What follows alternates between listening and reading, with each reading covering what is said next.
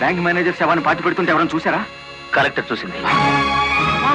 కొంప ముంచావు కదరా. ఆమెను కూడా లేపేయాలని చూస్తే బాలమురళిగాడు అడ్డం పడ్డాడు. That's not my mistake. Okay, matar అంటే మాంసం పకోడీ అనుకున్న వేటి కర్నలు మింగేసేయటానికి. ఇడియట్. డెఫినెట్ గా బాలమురళి నిన్ను వెతుక్కుంటే ఇక్కడికి వస్తాడరా. వెంటనే అండర్ గ్రౌండ్కి వెళ్ళిపో.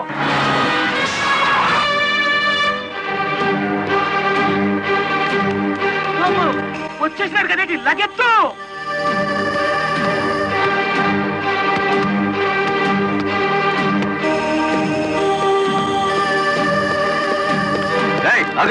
అత్తారింటో కళ్ళు వచ్చినట్టు ఏమిటిది? శీనుగాడు ఎక్కడ? ఇక్కడ అనుకుంటాడు. మక్కలు ఎరగదంతే తెలుస్తుంది. ఎక్కడుంటాడు? ఇప్పుడు మన స్పీడు బ్రేకులు లేని బండిలా ఉంది. అడ్డొచ్చామంటే ఫ్రంట్ టైర్ కింద పచ్చడైపోతావు.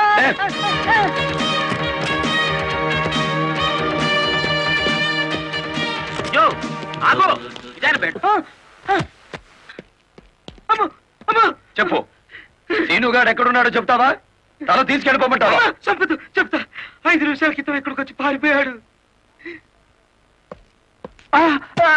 సూర్యోదయం నుంచి సూర్యాస్తమయం వరకు దేశమంతా తిరిగేది లారీ డ్రైవర్లే. మేం తలుచుకుంటే అండర్ గ్రౌండ్ లోనే కాదు, ఆకాశంలో ఉన్న సీనుగాడిని పట్టుకుంటాం, చట్టానికి అప్ప చెబుతాం.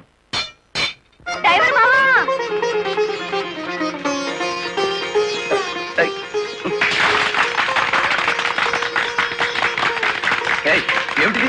నువ్వు డ్రైవర్ కాదు గురు, డైనమెటిక్.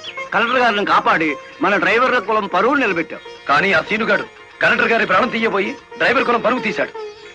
ఈ రోజు నుంచి 1000 కళ్ళతో వెతుకుతాం వాడికి గొయ్యి తీయడానికి. అట్టా గురు.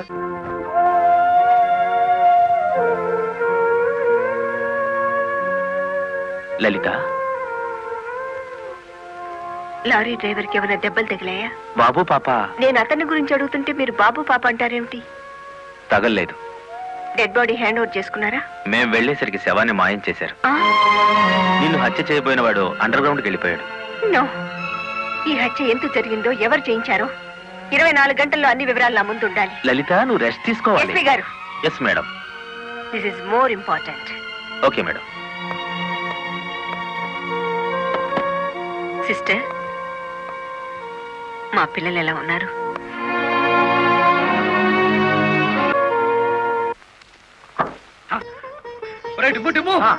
కూర్చొని పట్టరా, కలెక్టర్ గారు. కలెక్టర్ గారా?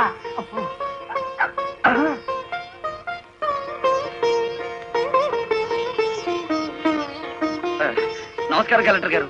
నమస్తే. మీరు ఇక్కడికి? అంకుల్ కూర్చోండి. రండి, కూర్చోండి. కూర్చోండి అమ్మా.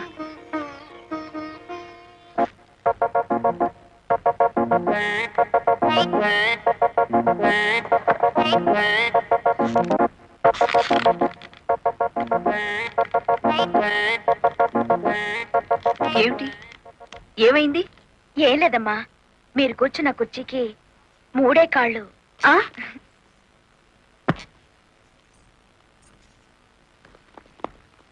ఏమనుకోకండి అమ్మా. అమ్మా తప్పైపోయింది. కూర్చోండి అమ్మా. నమస్కారం అమ్మా. నమస్కారం అమ్మా. నమస్కారం అమ్మా. నమస్కారం అమ్మా. నమస్కారం అమ్మా. చెప్పండి అయ్యా, మీ సమస్యలు ఏమిటో. ఈ దిక్కది డ్రైవర్ పేట మొత్తాన్ని ముంచిందమ్మా. అవునమ్మా, సొంతంగా ఓనర్లు అయిపోదురు అని పిలిచి డబ్బు నగలు తీసుకెళ్లి బ్యాంక్ మేనేజర్ సుబ్రహ్మణ్యం దగ్గర పెట్టించాను. ఇప్పుడు ఇవ్వలేదని వాడు అడ్డం తిరిగాడు. కేసు ఎందుకు పెట్టలేదు? పెట్టామండి. అసలు వాడు ఇంటికి వస్తే కదా 4 రోజులుగా తాళం వేసే ఉంది.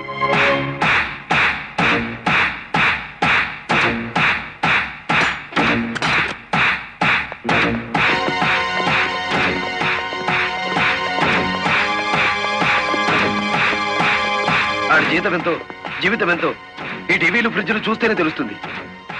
రండి.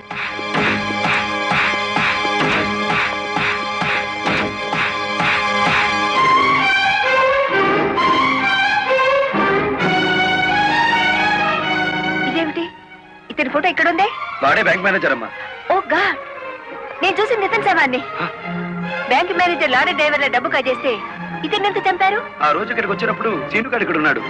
డబ్బు కోసం సీనే ఆ బ్యాంక్ మేనేజర్ చంపుతాడు, మిమ్మల్ని చంపపోయాడు. అతను ఏ లారీతో అటాక్ చేశాడో ఆ లారీ ఓనర్ ఎవరో వివరాలు సేకరించలేదా?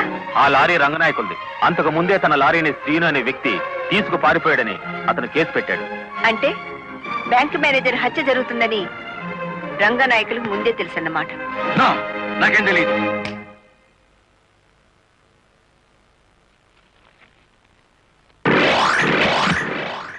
Open the file.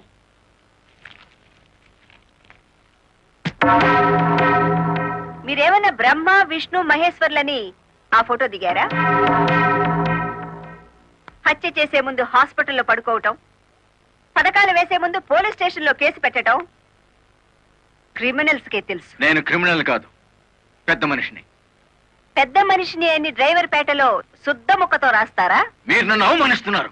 మీరు చట్టాన్ని అవమానిస్తున్నారు. కేవలం ఫోటో దిగినంత మాత్రాన చచ్చిన వాడికి చంపిన వాడికి నాకు ఏదో లింక్ ఉన్నట్టేనా?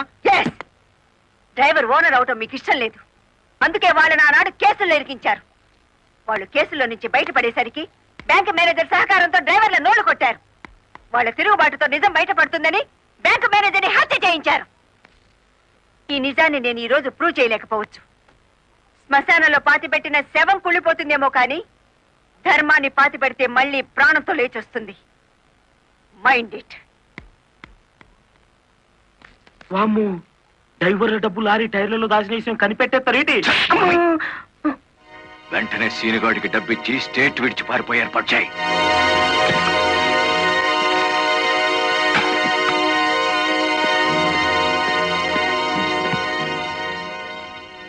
కలెక్టర్కి నీ విషయం తెలిసిపోయింది. పోలీసులు లారీ డ్రైవర్లంతా నీకోసం వెతుకుతున్నారు. ఇది దుబాయ్ టికెట్. ఈ రాత్రికి ఇక్కడి నుంచి ఫ్లైట్ ఉంది. ఈ డబ్బు తీసుకుని వెళ్ళిపో. ఇదే ఫైనల్ సెటిల్మెంటా? నాకు తెలియదు. రంగనాయకులు గారు చెప్పమన్నది చెప్పాను. అక్కడికి వెళ్ళిన తర్వాత ఫోన్లు చేయొద్దన్నారు.